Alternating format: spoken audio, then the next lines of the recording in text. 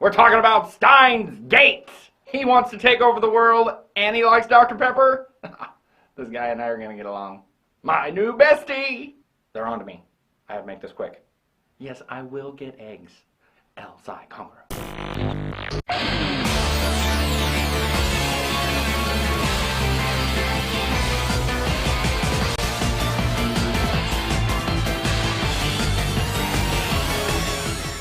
And to everyone who filled my message board with Watch Steins Gate, thanks a lot, because I did. And it was awesome.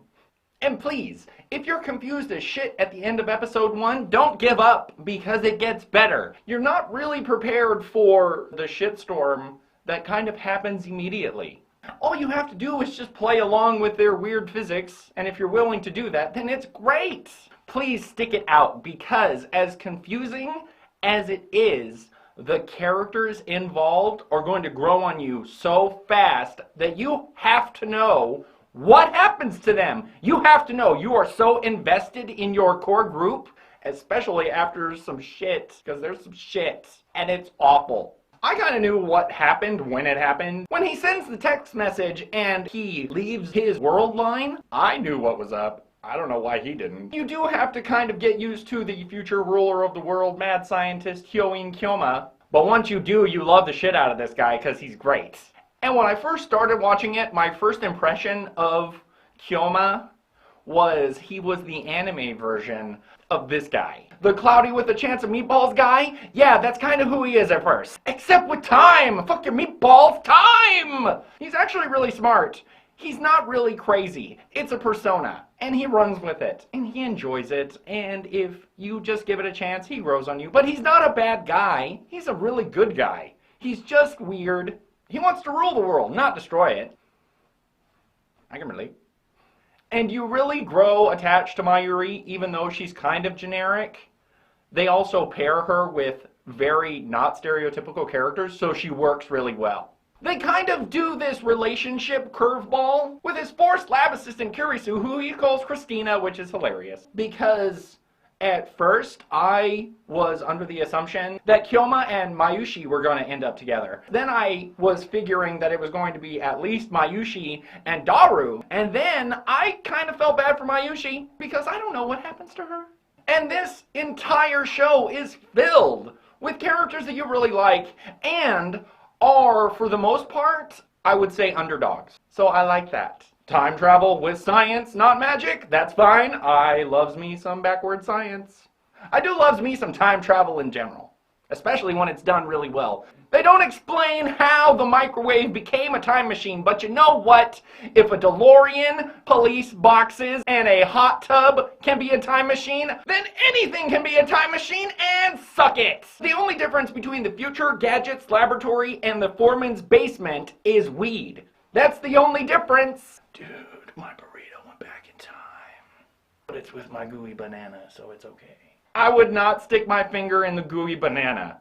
That's weird. Much less put my finger in my mouth. I'm not gonna taste it. I will get somebody else to do that. Hey, intern, come taste this banana. She may be a know-it-all, kind of bitchy, and then dead. But you know what? Her licking her banana finger is where I draw the line. I know what you're thinking. Can you repeat banana finger in kind of like a whispery, shy voice? No! You pervert! Daru's not bad. He's funny.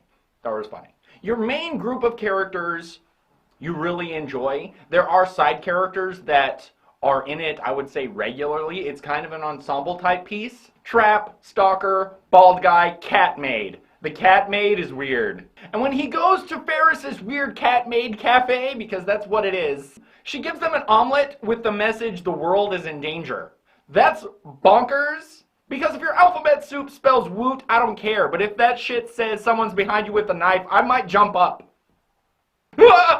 Look out, Dave, you're gonna get hit by a truck at 5 p.m. I would listen to my soup. I would carry it around with me and start asking questions. Magic ape on my ass, magic minestrone. Even though there's a bunch of side characters, and they are side characters, you really care what happens to them, especially when their wishes get unmade. Because that's kind of fucked.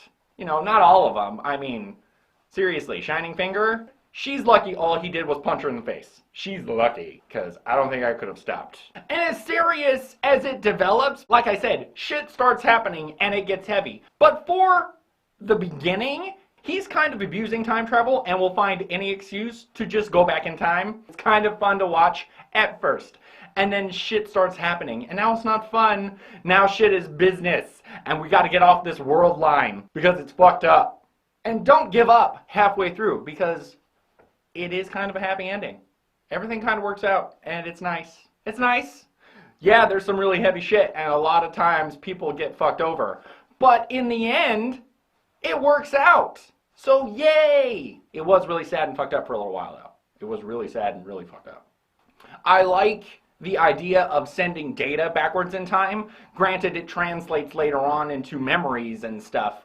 But at first, it's just words to the past. And I like the influence and the connotations that that has. I enjoyed that. Eventually, it becomes kind of Quantum Leap, kind of Sliders, and kind of Butterfly Effect, all at the same time, which was really interesting to watch.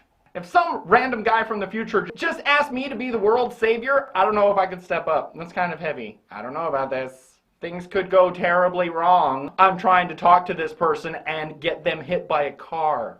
Or your little friend trying to surprise her big sister and you wind up in one of the bad ends of school days. She was like, I just wanted to surprise her. Oh, she was surprised. So was everybody else in that subway. Oh, I binged watched the shit out of this thing. We started the first day. By the end of the first day, we were on episode 20. So the next day we had, the rest. And then we watched the movie because that's the kind of guy I am.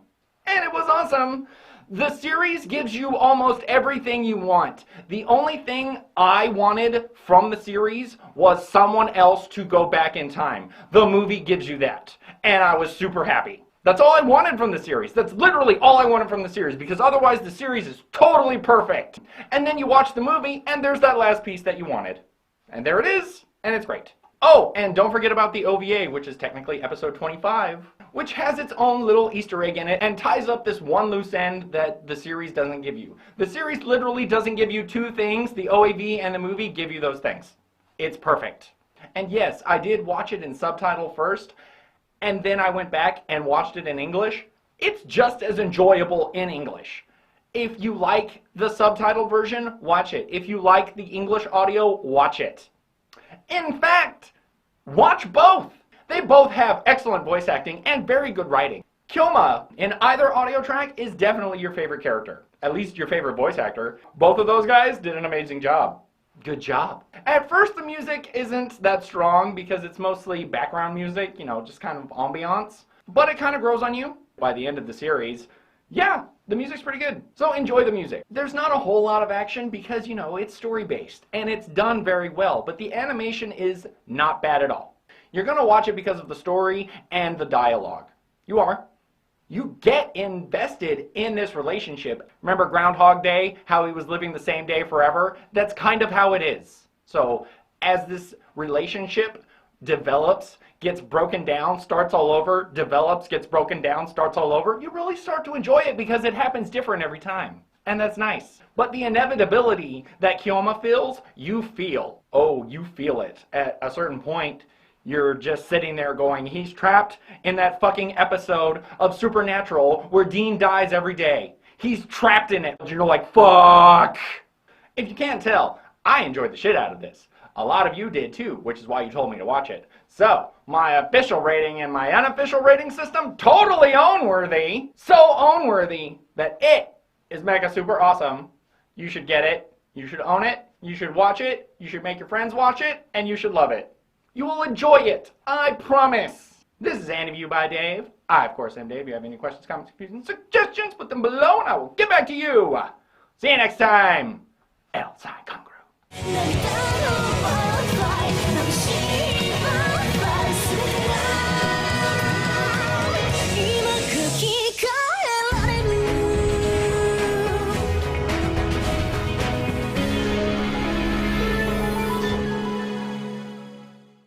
Oh no, I would definitely be sending myself the lottery numbers retroactively. Absolutely, yes. Daddy needs a new pair of millions of dollars. What, we invented time travel? See ya! Cha-ching!